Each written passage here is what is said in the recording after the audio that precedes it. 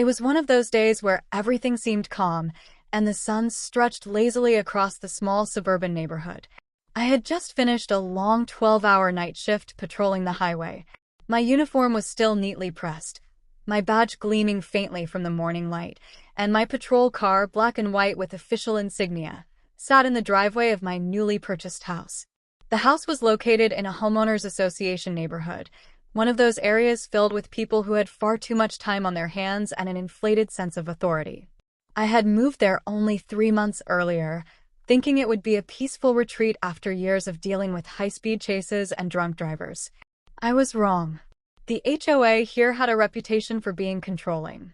They issued notices for grass that was half an inch too tall and fines if your garbage cans were visible for more than 10 minutes after pickup. I had ignored most of their petty emails and flyers, focusing instead on resting and catching up on my personal life. But apparently, some of them didn't appreciate that a police cruiser was parked in their pristine little world. I'd already gotten a friendly reminder letter saying that non-civilian vehicles weren't allowed to be parked in driveways for more than 24 hours. The irony was almost comical, considering I was literally part of law enforcement. That morning, I was just about to grab a cup of coffee and unwind when I saw something ridiculous through the front window. A white SUV with magnetic decals that read HOA Patrol rolled down the street and stopped right in front of my house. 2 people stepped out. One was a man in his 50s wearing aviator sunglasses, the other a woman holding a clipboard and wearing what looked like a security badge bought off the internet. They strutted up to my driveway like they were about to raid a crime scene.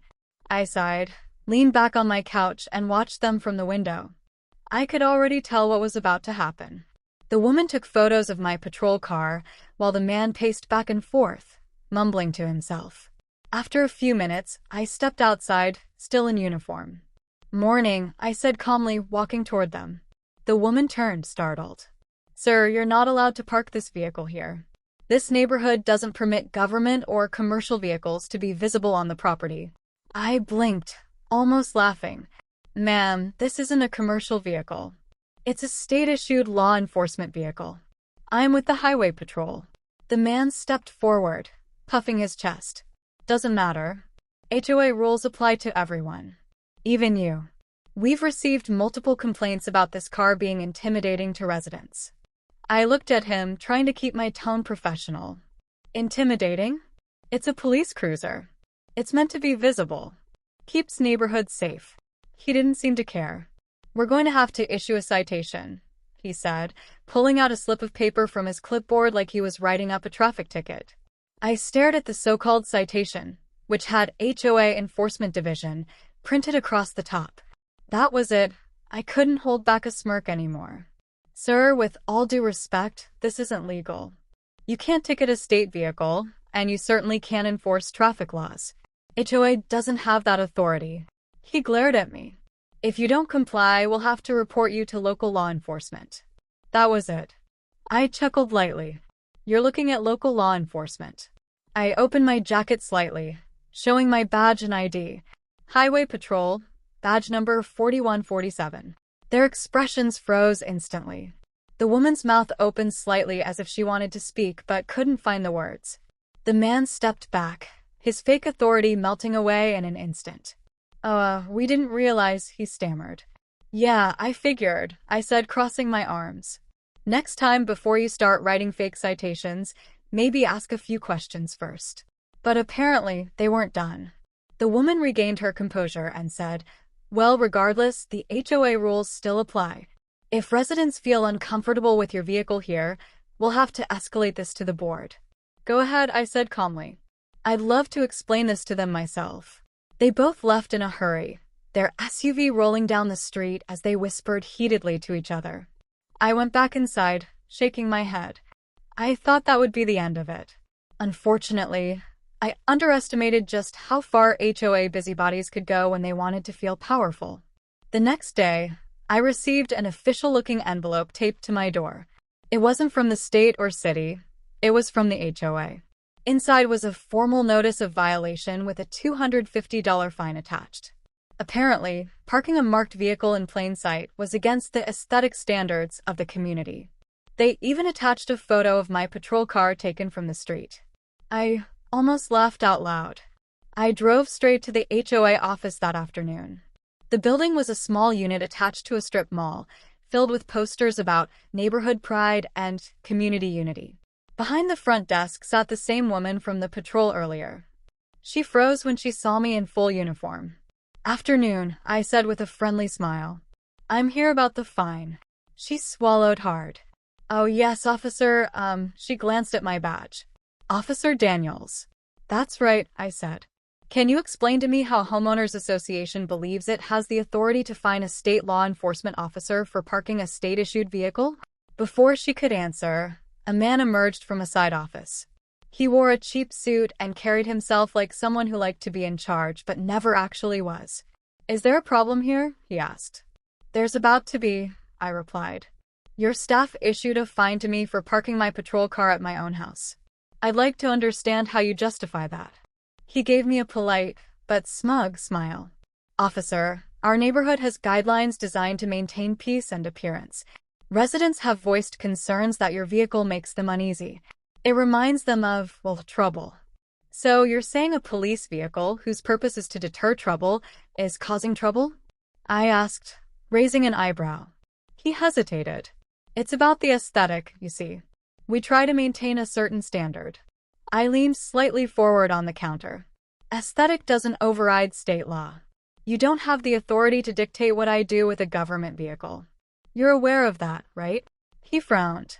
"We're simply enforcing our rules." "Your rules don't supersede the law," I said firmly.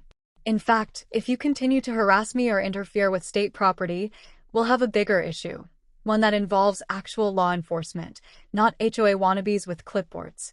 He opened his mouth to respond, but I was already done with the conversation. I left the notice on the counter and turned to leave. "You can consider this matter closed," I said before walking out. But, of course, they didn't stop there. That evening, as I returned home, I noticed the same HOA patrol SUV parked across the street. Its headlights were off, but I could clearly see the silhouettes of two people sitting inside, watching, monitoring. I parked my cruiser, stepped out, and walked straight toward them. They fumbled with their phones, probably pretending to be doing something else. I tapped on their window. The man rolled it down nervously. "Evening," I said. "You too lost?" No," he said quickly. "Just checking up on the neighborhood." "Sure you are," I replied. "I'd suggest you stop staking out my property.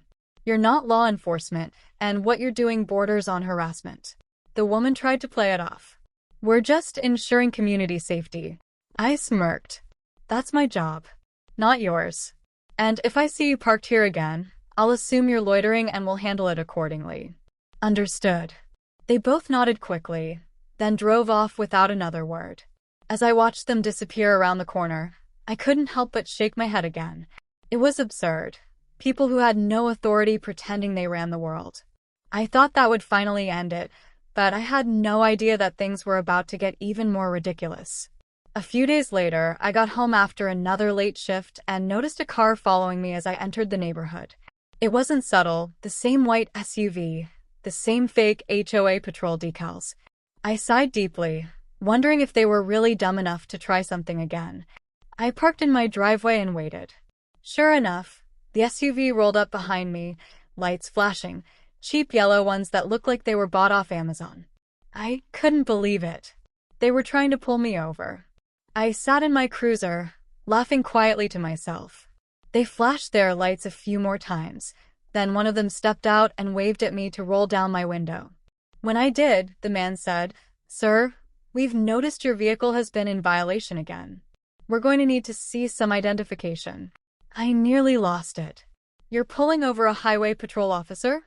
I asked, raising an eyebrow. He looked uncertain. "We're enforcing community policy." I leaned back in my seat, then reached slowly for my radio mic. "Dispatch," I said clearly. "This is Unit 4147. I've got an unmarked civilian vehicle attempting to conduct a traffic stop within my jurisdiction. Requesting a unit for backup, possible impersonation." The color drained from both their faces instantly. The woman panicked. Wait. No, we're just HOA volunteers." "Oh, I know," I said, smirking. "But you just committed a serious offense by attempting to stop a government vehicle under false authority." They started apologizing frantically. We didn't mean any harm. We were just following procedure. I stepped out of my cruiser, standing tall. Your procedure is harassment. You have no legal power to pull over anyone, let alone a police officer. By the time another patrol car arrived, the two HOA cops were pale and silent. The responding officer took their statements, and both of them were warned for impersonating law enforcement. I decided not to press charges, but the HOA board got an official complaint filed against them for overstepping their authority. When I got home later that night, I couldn't help but chuckle as I parked my car right where it always sat, front and center in my driveway. The fake patrols stopped coming after that. Apparently, the HOA board didn't want any more legal misunderstandings. Still, it was a story I'd never forget. The day the HOA cops tried to pull over the actual highway patrol and realized, a little too late, that their authority ended at their front gate. The next few days were surprisingly peaceful. For the first time since moving into that neighborhood, I didn't get a letter, an email, or a random visit from anyone holding a clipboard. The HOA seemed to have backed off after realizing just how far out of line they had stepped. But peace in that place never lasted long, and I should have known better than to think the drama was over. It started when I received a message from one of my neighbors, Tom. He was a decent guy, quiet, middle-aged, worked from home, and had lived there for almost a decade. He sent me a text that said, "Hey, Daniels, just a heads up. HOA had an emergency meeting about you last night. They're talking about pushing a new rule to ban police cars from being parked outside overnight." I actually laughed out loud when I read that. I thought it was a joke. But Tom assured me it was serious. The board was trying to vote on a new community ordinance that would make it mandatory for all residents to store government or commercial vehicles out of sight, either in garages or off-site. The catch? Most garages, including mine, were too small for a full patrol car. They were deliberately writing the rule to target me. Now, I've dealt with stubborn people before. Reckless drivers, drunks, angry suspects, but HOA boards were a completely different kind of stubborn. They didn't just want control. They wanted to feel powerful. And for whatever reason, my mere presence as a highway patrol officer in their perfect community made them uncomfortable. So I decided to attend their next meeting in person. The following evening, the community center was packed. About 20 residents were there, along with the full HOA board, 5 people sitting behind a folding table like they were presiding over a court hearing. The same smug man in the cheap suit, who I'd later learned was the board president, was seated in the middle. He looked surprised when I walked in wearing my uniform. I didn't say anything at first. I just took a seat near the back, folded my arms, and listened. The board started with their usual agenda: landscaping, trash pickup, paint colors. But then, halfway through, the president cleared his throat. "Now on to item number 7, he said, tapping his papers. Proposed rule change regarding the overnight parking of marked vehicles in residential driveways. Several people murmured quietly. The man continued, "We've received complaints from residents that certain vehicles make the neighborhood feel unsafe or unwelcoming. This new rule will ensure all residents feel comfortable in their environment." That's when I stood up. "Excuse me," I said, my voice cutting through the small room. "Are we talking about my patrol car?" The president looked uncomfortable. "This rule isn't directed at anyone specifically, Officer Daniels. It's just a general policy adjustment." "Right," I said, walking slowly toward the front. "Because everyone here just happens to own a state-issued police vehicle, right? Let's be honest, this is about me."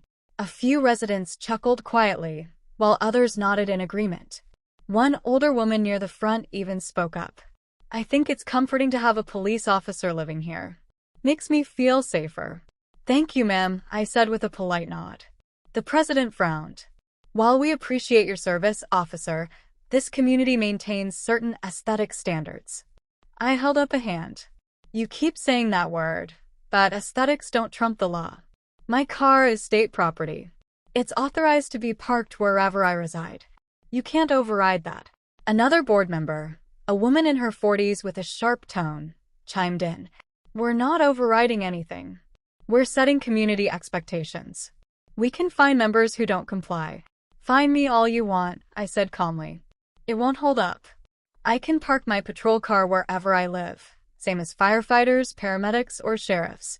It's protected by state law. The room buzzed with murmurs again.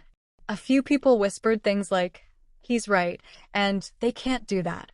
The president tried to keep control. "Let's not turn this into an argument.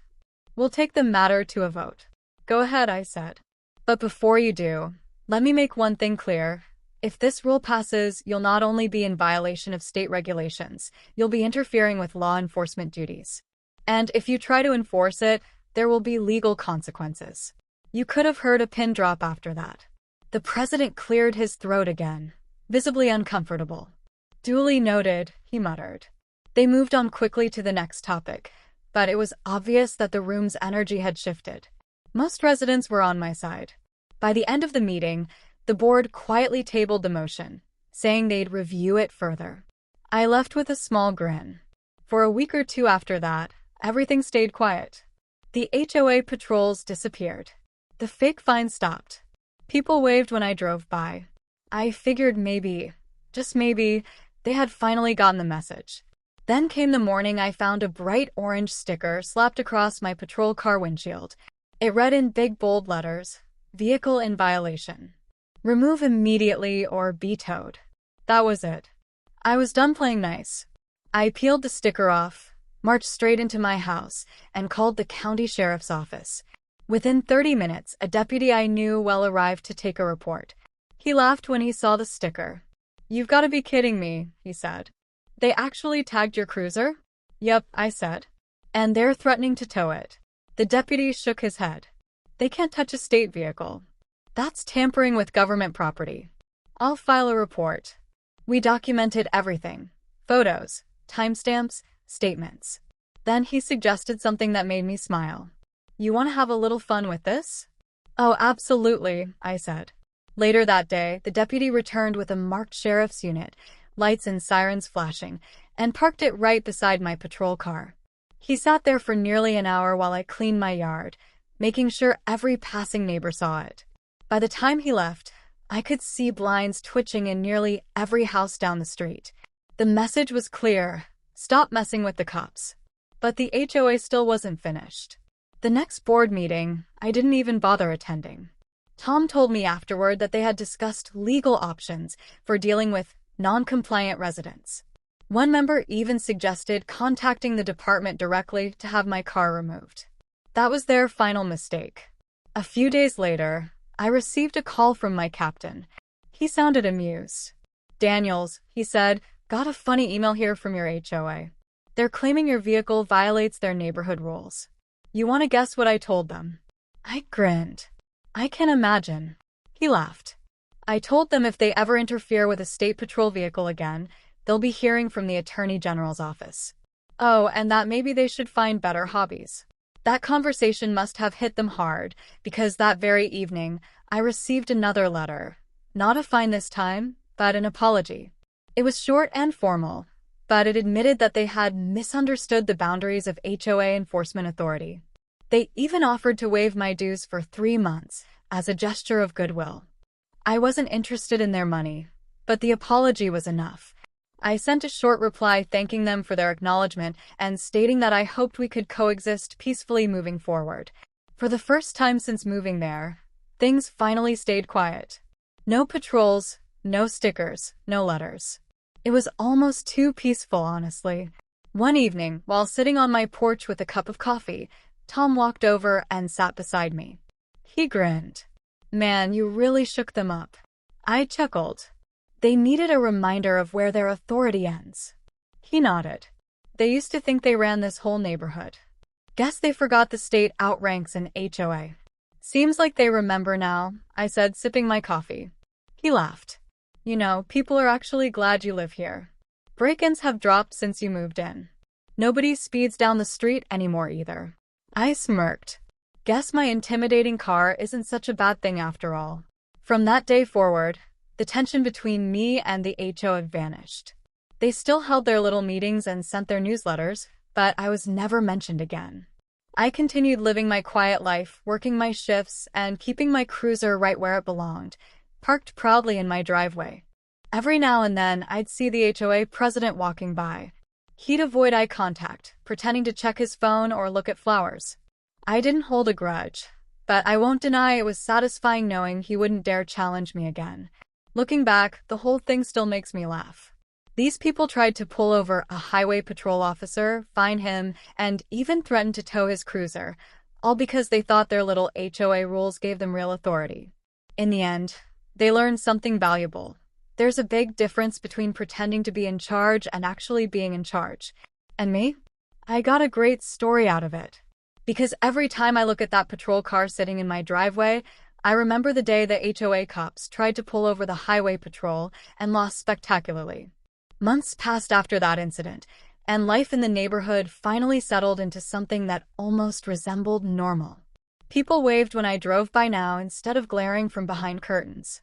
Kids rode their bikes up and down the street, and every once in a while, someone would stop by to ask about my work. Not out of suspicion anymore, but out of genuine curiosity. It felt like the neighborhood had collectively exhaled. Still, every now and then, I could sense a bit of lingering tension from certain board members. The HOA president and a few of his closest allies couldn't stand the fact that their authority had been publicly deflated. I'd catch them staring from across the street, pretending to check their mail while whispering to each other. They didn't say anything to me directly anymore, but I could tell they were waiting, just waiting, for another opportunity to reassert control.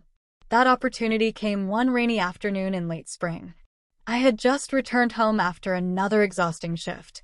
Thunder rolled in the distance as I parked my patrol car in the driveway and shut off the engine. I was halfway up the walkway when I noticed two unfamiliar men standing near my fence, holding clipboards. They weren't wearing the usual HOA patrol gear, but they had that same air of false confidence, the kind that screamed, "We're about to cause trouble." "Can I help you, gentlemen?" I asked, walking toward them. One of them turned around. "Afternoon, sir. We're from the HOA Maintenance Inspection Team. We've been instructed to check the property for compliance issues." "Compliance issues?" I repeated, raising an eyebrow. "In the rain?" He nodded seriously. "Yes, sir. We've had reports of improper exterior modifications and a possible violation involving unapproved signage." I stared at him for a second, trying to decide if he was joking. Then I realized what he meant by signage. He was talking about the small highway patrol decal on my mailbox, the one every law enforcement officer in the area had to display for identification purposes. "You're referring to the state identification sticker?" I asked flatly. He flipped through his clipboard papers. "If that's what you mean, yes. According to HOA guidelines, all external signage must be approved by the board." I couldn't help but laugh. "That's not a decorative sign. It's a legal identifier. I don't need your approval for that." The man frowned. "We still need to document the violation. It's procedure." Before I could respond, the second guy snapped a few photos with his phone. That was it. My patience snapped right there. "Gentlemen," I said sharply, stepping forward. "You're trespassing on state property. This house is my residence, and that patrol car is government-issued equipment. You have no jurisdiction here. Now, unless you'd like to explain this to the sheriff's office again, I suggest you delete those photos and leave." They exchanged nervous looks. The one with the clipboard stammered, "We're just following orders from the board, sir." "Then tell your board they're dangerously close to harassment charges," I said. "Now go." They didn't need to be told twice. They hurried off, mumbling something about just doing their jobs. I stood there for a few moments, watching them scurry away down the street. It was déjà vu all over again, the HOA refusing to learn its lesson. The next morning, a fresh envelope appeared in my mailbox. Inside was another notice, this time citing me for non-compliant property markings. The fine? $500. I almost laughed reading it. They really thought they could keep this up. So I decided to hit them where it hurt, with the law. That afternoon, I drafted a formal report and sent it to the county attorney's office along with photo evidence and a full account of the HOA's repeated harassment attempts. I included everything: the fake traffic stop, the stickers, the bogus fines, even the inspections. Within a week, I got a call from the attorney's assistant confirming that an official warning was being issued to the HOA for unlawful interference with state matters. 2 days later, I came home to find something truly glorious: the HOA president himself waiting on my doorstep, looking more nervous than I'd ever seen him. His cheap suit was soaked in sweat despite the cool air. "Officer Daniels," he started, forcing a strained smile. "I wanted to personally apologize for the misunderstanding." "Which one?" I asked casually. He cleared his throat. "All of them, really? The board, well, we may have overstepped in a few areas." "In a few," I repeated, crossing my arms. He tried to laugh, but it came out awkward. "You have to understand, our goal was never to antagonize anyone. We simply wanted to maintain order. But it appears we may have misinterpreted certain legal boundaries." "That's one way to put it," I said. "Because from where I'm standing, your board has repeatedly violated state property laws, impersonated authority, and harassed a resident. You're lucky I haven't pressed charges." His face turned pale. "Yes, well, about that. We've decided to rescind all fines and notices, effective immediately. And we'd like to offer our appreciation for your service." "Appreciation?" I asked skeptically. He nodded quickly. "Yes, we're even planning a community event, a neighborhood safety day, and we'd be honored if you participated. Maybe give a short talk about safety and law enforcement presence." I almost burst out laughing. These people had gone from threatening to tow my patrol car to asking me to represent them publicly. But honestly, the irony was too good to resist. "You know what?" I said with a smirk. "Sure, I'll be there." A few weeks later, that event actually took place. The HOA went all out, banners, snacks, even a few bouncy castles for the kids. I showed up in uniform, cruiser polished, and parked right at the entrance with lights flashing for effect. The same residents who had once complained about my car now lined up to take pictures beside it. The HOA president gave some awkward opening remarks, trying to spin the whole thing as a collaboration between community and law enforcement. I stood beside him, keeping my expression polite but amused. When it was my turn to speak, I walked up to the little podium and said, "Community safety starts with understanding the law and knowing where authority begins and ends." That line got a few knowing chuckles from the audience. Even the president's forced smile twitched slightly. After the event, people came up to thank me, shake my hand, and apologize for how things had been handled before. One woman even said, "Honestly, we're glad you stood your ground." This place needed a reality check. It felt good, not just because I'd won, but because the community finally understood the value of real authority, not the self-appointed kind. From that day on, the HOA and I maintained a strangely cordial relationship. They left me alone. I didn't bother them, and peace was restored. My patrol car remained right where it belonged, shining proudly in my driveway, a silent reminder that sometimes you have to stand firm against the petty power plays of people who don't know where the line is. Every once in a while, I'd still catch the HOA president sneaking a glance at my car whenever he walked his dog. But instead of glaring, he'd just nod politely. Maybe it was respect. Maybe it was fear. Either way, I'd nod back. And as the months rolled by, the legend of that little standoff spread around the neighborhood. New residents would hear bits and pieces about how the HOA tried to pull over the highway patrol and how it all backfired spectacularly. People would ask me about it sometimes, and I'd just smile and say, "Let's just say they learned that not all uniforms are created equal." It became something of a running joke around town. The HOA never messed with me again. In fact, they barely messed with anyone after that. It was as if the entire board had been humbled, reminded that rules are meant to serve people, not control them. And as for me, I kept living my quiet, steady life. Each morning, when I stepped out to head to work and saw my patrol car gleaming in the sunlight, I couldn't help but grin. Because every dent, every badge, every bit of polished steel on that car told a story. The story of how the so-called HOA cops tried to challenge the real thing and learned, the hard way, what authority truly means. A few more months went by, and I genuinely thought the HOA saga had finally reached its natural conclusion. The neighborhood had calmed down, people were friendly again, and the board had learned their limits. Or so I thought. But old habits die hard, especially for people addicted to control. It was midsummer, and the community was hosting its annual block party. I'd been invited to attend as both a resident and a special guest. They even set aside a parking spot for my cruiser this time, front row, right by the food tent. I found it hilarious, considering a few months back, these same people had wanted my car gone altogether. The event was pleasant enough.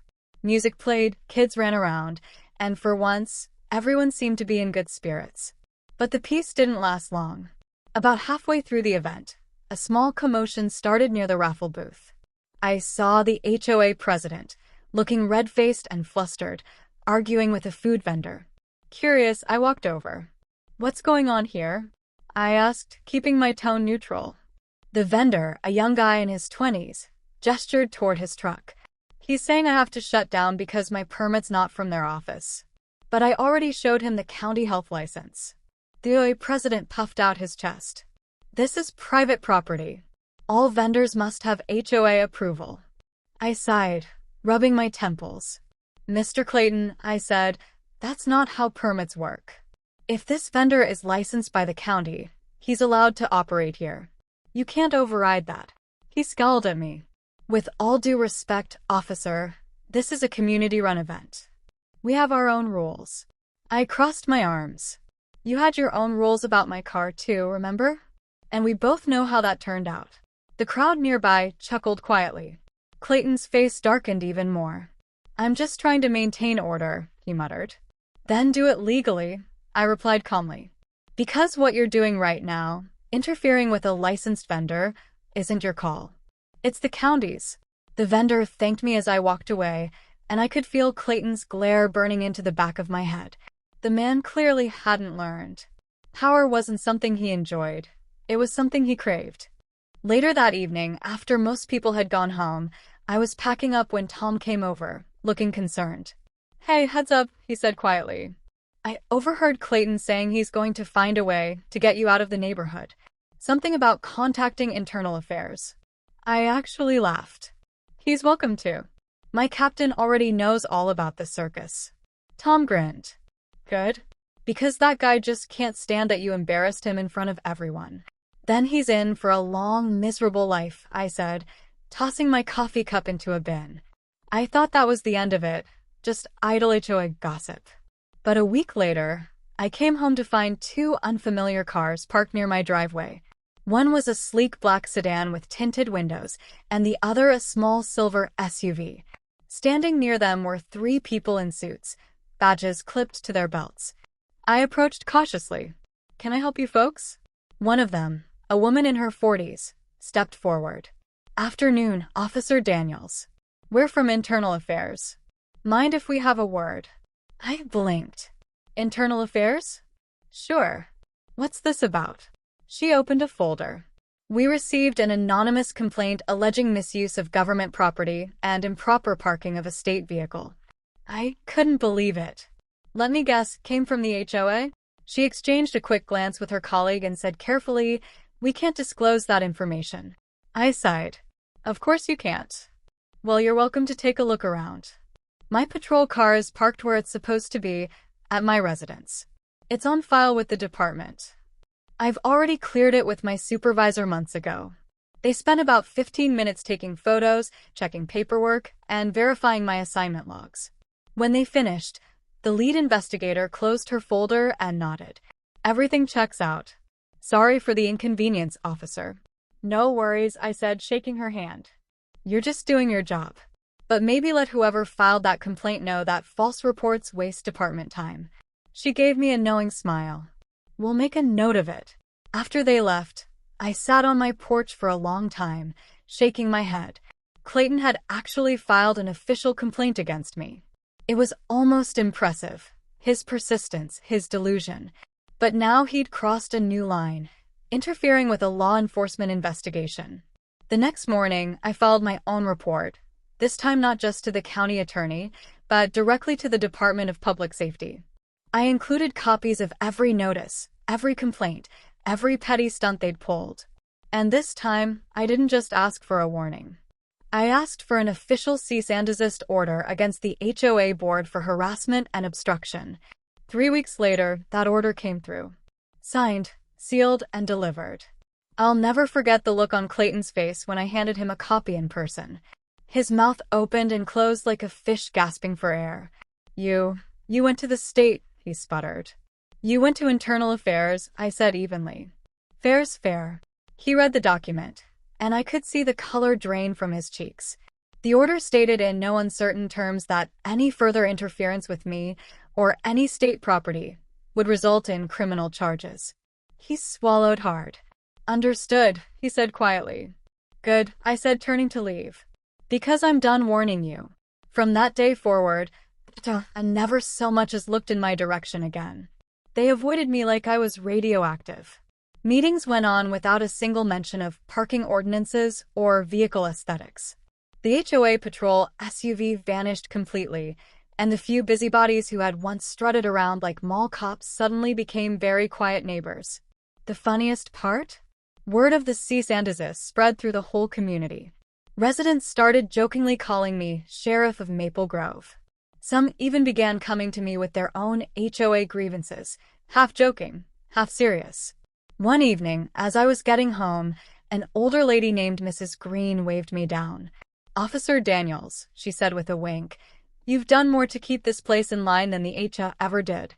I laughed. I just did my job, ma'am. She smiled. Sometimes doing your job means reminding people where the law really stands. That stuck with me, because that was exactly what this whole ordeal had been about, boundaries. The HOA wasn't evil. They were just so wrapped up in their illusion of power that they forgot real authority comes with responsibility, not control. Over time, the board changed. Clayton eventually resigned, citing health reasons, though everyone knew it was because of the embarrassment. The new president was younger, friendlier, and far more reasonable. The first thing she did was abolish the patrol program altogether. She even sent me a handwritten note saying, "Thank you for helping us remember what community really means." Now, years later, I still live in that same house. My patrol car still sits proudly in my driveway, right where it belongs. The neighborhood has grown into something genuinely welcoming, a place where people wave, share coffee, and look out for each other instead of spying through blinds. Sometimes, when new residents move in, they'll glance at my cruiser and ask about the HOA cop story. I just smile and say, yeah, that happened. They tried to pull over the highway patrol once. Their reactions are always the same: disbelief, then laughter. And every time I tell that story, I end it the same way. Authority isn't about who can write the most rules. It's about knowing when not to. Because in the end, that's what the HOA learned the hard way. They tried to flex power they didn't have, and they got humbled by the very system they thought they could control. As for me, I didn't move there to make a statement. I just wanted peace and quiet. But when push came to shove, I stood my ground. And now, when I step out onto my porch and see my car glinting in the morning light, I can't help but grin. Because that car isn't just a vehicle anymore, it's a symbol. A reminder of the time a few self-appointed HOA cops thought they could pull over the real highway patrol and found out the hard way that the law doesn't bend for backyard badges.